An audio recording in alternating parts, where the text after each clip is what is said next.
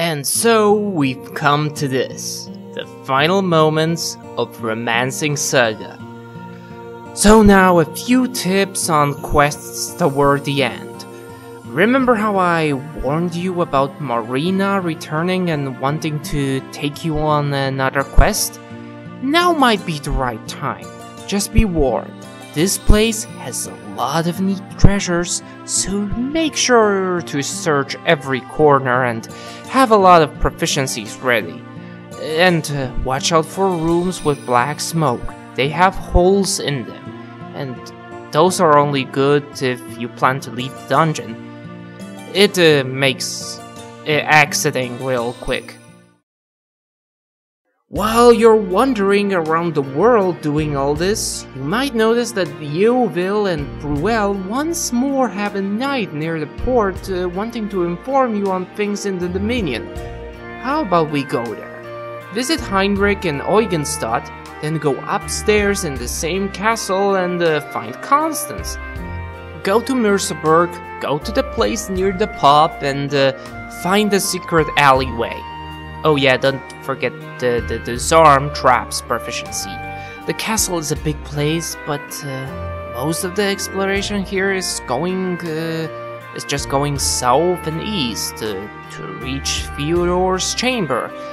But take notice that as with the Melvir invasion, several treasure chambers are now open, and so take a peek, will ya? Then in Theodore's chamber, read the map on the floor, fight the boss, then go to the pagan ruins, and this is how the place works. Each time you go up, one candle will light up. This signifies what floor you are on. Also, each floor has 4 statues and 4 doors. If you go through a door not faced by its statue, you'll end up in a giant room with a lot of treasures, but also a lot of monsters. Only enter here once, and afterwards only visit rooms where the statues face the door. And this way you'll find different rooms with treasures. Your end goal is to be at the 6th floor. That is when all 6 candles light up. You then go through the proper door and head right. You'll fight the Red Dragon. It's a pretty strong opponent, hope you're ready. Then continue. Go to the door that the statue in the middle of the room faces, and well, you've saved Theodore. Now we leave the place by going left of that branching, and we leave the dungeon. We rest at an inn, and before you go to Weiserheim to fight Theodore's double, let me warn you, your characters should have long-range attacks like Triple Star, Throw Axe, Twin Dragon, any bow skill, or just non-fire magic. Our enemy in Weiserheim has a permanent self-immolation. It's not that wise to attack him on close range. Even if all of this makes this fight last really, really long, you might at least spark a lot of techniques with this fight. After this rough fighting, you pick up your rewards and leave. Still not ready to fight Sarowin? Well, since we did do the Water Dragon Rite quest, let me ask you, what weapon could you use?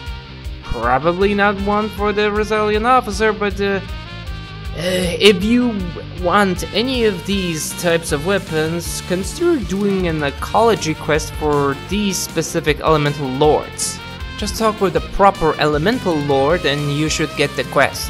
Just be warned about Strom. When revisiting his domain, you might have to do some work, which involves using the jump proficiency. And it also might mean the only chance to get some treasures. So I hope you started the whole Fairies Grove quest before going there. Well, if you want to do the ecology quest, go to the Melvir Library and find the note on monster ecology. This might give you a hint what to kill, that is, who's the predator of the specified monster type, and who is its food, and thus should be spared. Just like the monsters in question. Just a tip, if you accidentally run into a specific monster that you don't want to kill, try to run away, okay? Just take your time with this. These quests take a long time.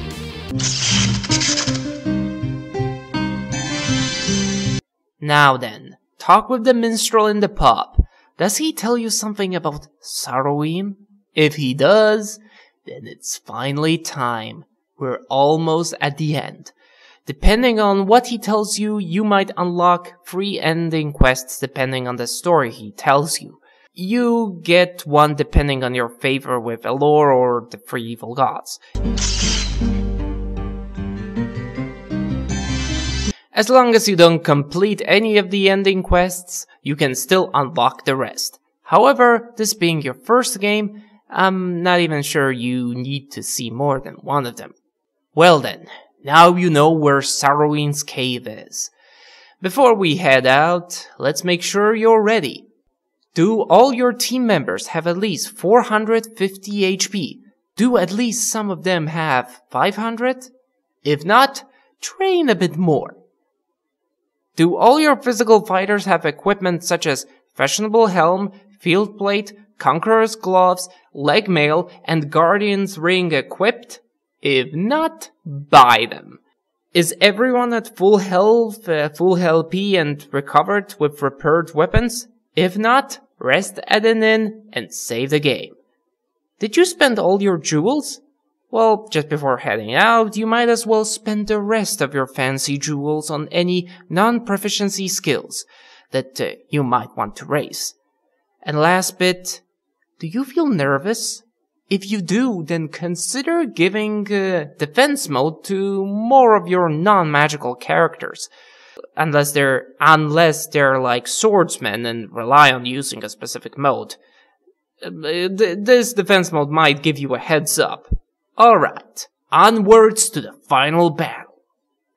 We enter Quietus, the very final dungeon, and there's a lot of cutscenes, plus the monsters don't even attack you in here. However, an interesting thing is that on the 3 floors of this dungeon, there's the 3 evil minions. They all guard special treasures, however, I wouldn't be so wild about getting them. You know why? Because I personally don't like to keep these elixir items around. To make matters worse, once you defeat all 3 minions, you'll have to fight 3 of them before fighting Sarowim, which is a very rough fight. And the worst part is, whenever you kill a minion of Sarowim with a specific weapon, the game remembers this. It'll remember the weapon and you shall have a harder time against Sarowim when using it. Why didn't I say anything about this before?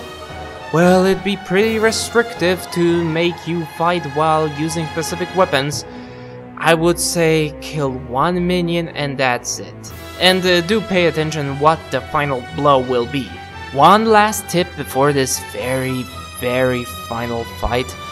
If you have anyone on your team that you're certain will die sooner or later, give them the Moonstone. It will be very helpful. Once ready, continue. Each character has a little final speech, so you might want to listen to them, but for that to work, you might have to play very defensively, because if they die, the speech is gone, even if they're revived. But that's just a minor thing. But alright, let us discuss the strategy. Sarowim uses some instant death move, and thus it might be helpful to be protected against them, Use weapons which can parry, that is, longsword, greatsword, two-handed sword, polearms, and lances. This works even better when you're in defense mode, and remarkably well when you have a castle knight doing it. As you fight, you might notice that Sarowim blocks specific moves that you use. If they're not attacks used by the Orsalian officer or the castle knight, which, you use for defense, then you should change those attacks. If a character can't do any damage, they might as well focus on healing, cause keeping full health at all times will be very useful here. You should have regeneration for that. Remember that second wind technique that I told you to learn? Yeah, that just save your skin here. Also, to some people who watched my 10 Fatestone Sorrowing battle video, you might be thinking that Phantom Warrior is the only solution for a fight such as this, but it might not be the best for a first game. The only benefit from it is avoiding animate death. Oh right, I almost forgot. In this battle there's a giant risk that when a character falls down, dies, Sorrowing will use Animate Dead on him. This puts the character under his control. Well, how does one dispel this? You can't. It's impossible. You can only wait for the character to die and then quickly revive him before Sorrowing recasts Animate Dead. This, however, is risky, so then what? You could try and predict which characters might die and cast the healing spell before the next turn. However, that's hard to predict. It's a very rough fight, as you can see. Then again, this is why I told you to equip the Moonstone to someone who's undoubtedly going to die. Animate Dead won't work on that character. It's a necrology spell after all, and the Moonstone protects one from those. Does this mean it's safe to revive the person? Actually no. If you keep him or her dead, Sorrowing might waste turns trying to cast Animate Dead, with no effect. That's a useful trick, but then again, now that I think about it, just using Pyrology's Revive might auto-resurrect a character to begin with, but just watch out for Sorrowing, cause he might dispel it later. So then, you've reached the second form. Now, this technically might be easier, but also harder. Well, now Animate Dead is almost guaranteed to be used upon the death of a character, and some of Sorrowing's attacks are now even deadlier. However, much to your fortune, Sorrowing uses a strategy for this part of the fight, one that might mean his downfall. The arena is surrounded by pillars, 19 to be exact. They all decrease the damage dealt or the HP healed. This fortunately works on both you and Sorrowing. This means that while there's a lot of pillars, he can't hurt you all that much, which might be a good time for that revive spell. But then again, you do need to kill Sorrowing, and you might run out of LP sooner or later. So let us focus on beating this god of destruction to a pulp. First off, Flame of Life / Second Wind might prove even more useful here because the regeneration effect does not get affected by the pillars. Each time an offensive attack is used, a pillar does get crushed, which does increase the damage in general. The obvious strategy now is to crush pillars with simple weak attacks, and once most of the pillars are gone, you can use the expensive and strong attacks. I'm not lying, this battle is really hard. And it has happened to me on numerous occasions that I had a character be controlled by Sorrowing by the very end of the fight, or that someone lost all their LP during this and they can't be revived.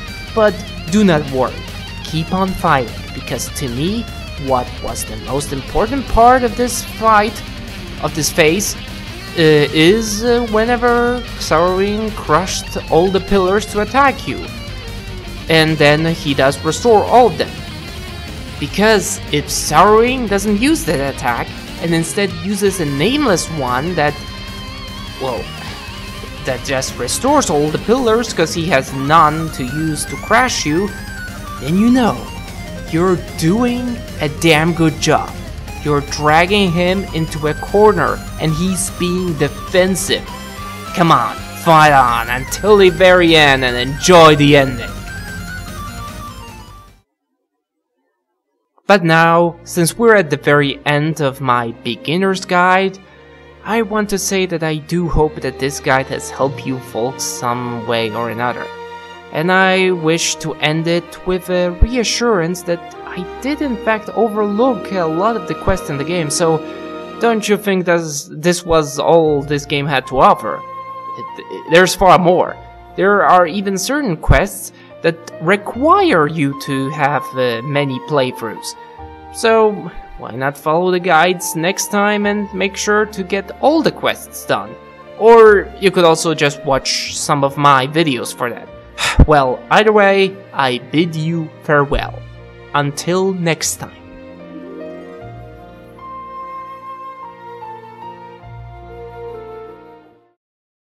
Hey, it is I, Feral the Gecko. I hope you've enjoyed the video. In fact, I hope you enjoyed all the Romancing Saga videos that I made. But, could I ask you a favor? Would you kindly check out my new channel? It's called Feral Forever. There, I review video games and TV shows. And before you start to wonder why you should care, the first video games that I'll cover will be part of the Saga series. That's right, you can expect Romancing Saga to be covered in the 3rd episode. Or hey, how about you just look at my other Romancing Saga videos? My channel is the only place to see some of them, and yet a generic video of Final Fantasy XIII amongst thousands often gets more publicity. Let's change that now. Give them likes, spread the word, share them with other people. Or, well, you could also check out my website. Follow any of my channels or follow me on Twitter. Please. I don't love the game as much as it may seem. I had a very, very difficult time recording this, and I'd want to get something for it, at least something more than just okay, thanks, bye. Thank you for your attention. Bye.